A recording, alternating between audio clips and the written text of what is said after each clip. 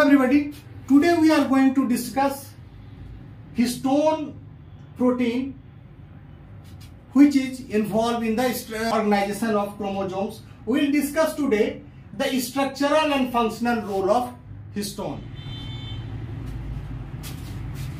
Histones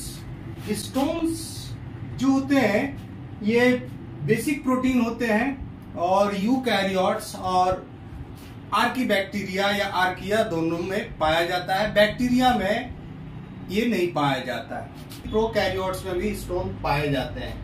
histones are basic proteins rich in lysine and arginine amino acid. It is found in eukaryotes and archaebacteria. This point we have to remember. यहाँ ध्यान रखना है कि archaebacteria में भी पाया जाता है. This is very important. In eukaryote, it acts as a spool around which DNA is wrapped around to form a structural unit called nucleosome.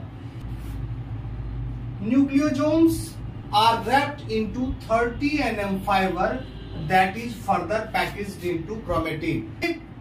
का जो बैकबोन है इस पर फॉस्फोडाइस्टर बॉन्ड पर due to presence of phosphate there is negative charge. तो negative charge इसके backbone पर है और हिस्टोन बेसिक प्रोटीन से बना हुआ है तो it carries positive charge.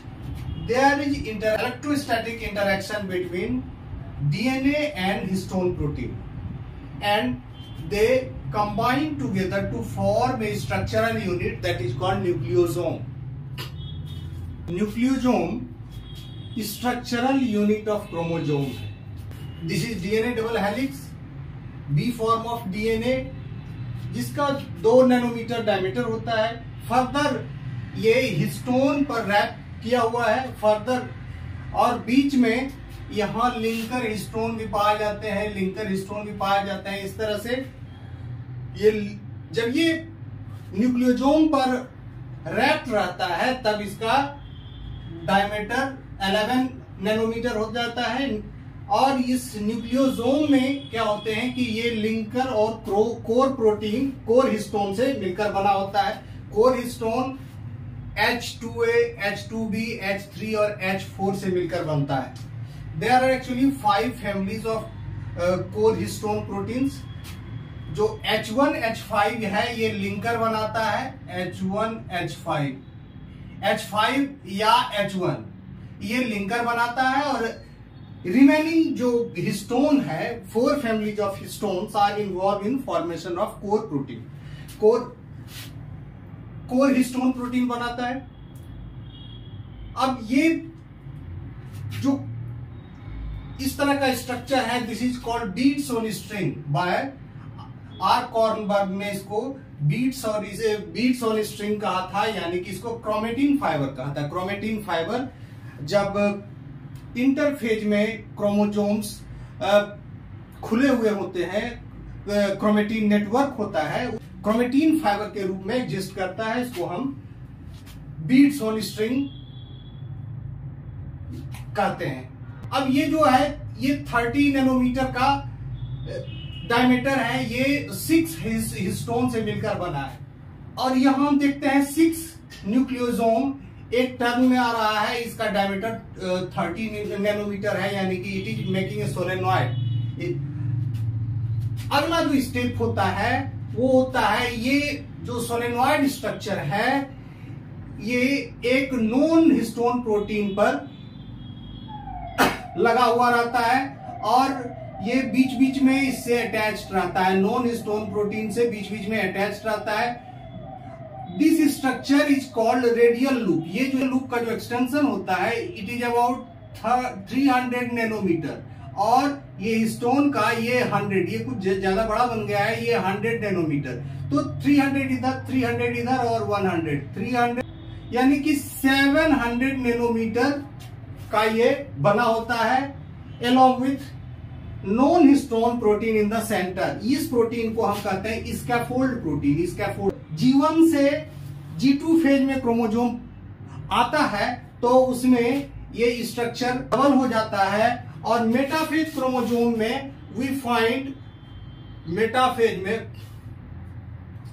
Centromere से 2 क्रोमेटिड लगे रहते हैं, 2 क्रोमेटिड लगे रहते हैं, यानी कि एक क्रोमेटिड का जो थिकनेस है ये 700 नैनोमीटर है, 700 एंड 700 1400 नैनोमीटर यानी कि 1.4 माइक्रोमीटर। तो ये एक क्रोमोजोम का थिकनेस है, मेटाफेज क्रोमोजोम का सेट का है, rod shaped chromosome. After this is the highest level of condensation. Chromosome के अंदर apart from histones there are various non-histone proteins also। non-histone proteins कौन कौन से हैं? स्कैफोल्ड प्रोटीन जिसका अभी मैंने जिक्र किया है, हेट्रोक्रोमेटिन प्रोटीन 1, ये भी जब टाइटेस्ट फॉर्म ऑफ क्वाइलिंग होता है, जब ज्यादा कंडेंस्ड फॉर्म ऑफ क्वाइलिंग होता है, उसमें हेट्रोक्रोमेटिन प्रोटीन 1 का इस्तेमाल होता है। Polycomb protein and DNA polymerase, these are the non-histone proteins found in the chromosomes। Chromosome consists of histone and non-histone protein। non-histone protein मैंने बता ही दिया है, scaffold protein, heterochromatin protein 1, polycomb and DNA polymerase। Core histone 5, there are 5 families of core histone protein, H1, H5, H2A, H2B, H3 and H4। H1, H5 ये linker histone है, जबकि ये सारे core histone protein बनाते हैं। ये actually octamer बनाता है, ऑक्टामर बनाता है। Core histone proteins are synthesized during DNA replication in S phase. ये ध्यान देने वाली बात है कि जो भी रिप्लिकेशन से रिलेटेड प्रोटीन है, हिस्टोन प्रोटीन है,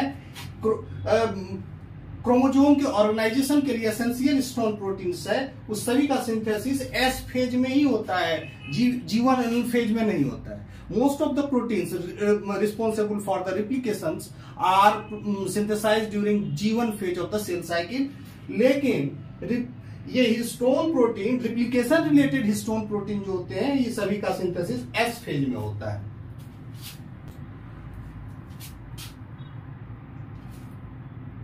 H1 is the least conserved while H3 and H4 are highly conserved। H1 least conserved है, इसमें variation species to species vary करेगा, जबकि H3 and H5 are highly conserved along the evolutionary line। There is least variation in these proteins H3 and H4। Nucleosome is an octamer formed by 2 dimers of H2A and H2B। ये 2 dimer इसका लगता है H2A and H2B का, और एक tetramer of H3 and H4। तो ये भी 2 डाइमर हुआ, टेट्रामर हुआ, और ये भी टेट्रामर हुआ, कुल मिलाकर ऑक्टामर बन जाता है। इसी ऑक्टामर के अराउंड डीएनए रैप्ड अराउंड रहता है। In archaea only H3 and H4 dimer is present. Archaea यानी कि आर्किबैक्टीरिया में H3 and H4 डाइमर पाए जाते हैं। आर्किया में H2A और H2B प्रोटीन नहीं पाया जाता है। Topoisomerase can't cleave histone bound DNA. Isomerase DNA के सुपर कॉइलिंग को रिलैक्स करता है। कोर हिस्टोन होते हैं, उसका रिप्लिकेशन एस फेज में डीएनए के रिप्लिकेशन के ही साथ होता है। There are some replication independent histones which are synthesized throughout cell cycle। कुछ रिप्लिकेशन इंडिपेंडेंट हिस्टोन होते हैं जिसका synthesis throughout cell cycle में होता है। वैसे हिस्टोन को हिस्टोन वेरिएंट के नाम से हम जानते हैं। हिस्टोन प्रोटीन 2 तरह के होते हैं, रिप्लिकेशन डिपेंडेंट जिसमें लिंकर और कोर प्रोटीन है। इस तरह के जो न्यूक्लियोजोम से रिलेटेड प्रोटीन है वो न्यूक्लियोजोम से रिलेटेड जो भी हिस्टोन है उनके जीन्स क्लस्टर्ड रहते हैं और कॉम्पैक्ट रहते हैं। इसमें कोई इंट्रोन्स नहीं पाया जाता है, no introns, no poly A tail, यानी कि टर्मिनेशन के लिए 3 प्राइम एंड पर कोई पॉली ए टेल नहीं पाया जाता है। हिस्टोन, वैसे हिस्टोन इस तरह के जो रिप्लिकेशन डिपेंडेंट हिस्टोन्स होते हैं इसका टर्मिनेशन स्टेम लूप मेथड से होता है, जबकि रिप्लिकेशन इंडिपेंडेंट हिस्टोन जिन्हें हम हिस्टोन वेरिएंट्स के नाम से जानते हैं, इसका एक एग्जांपल है H3.33।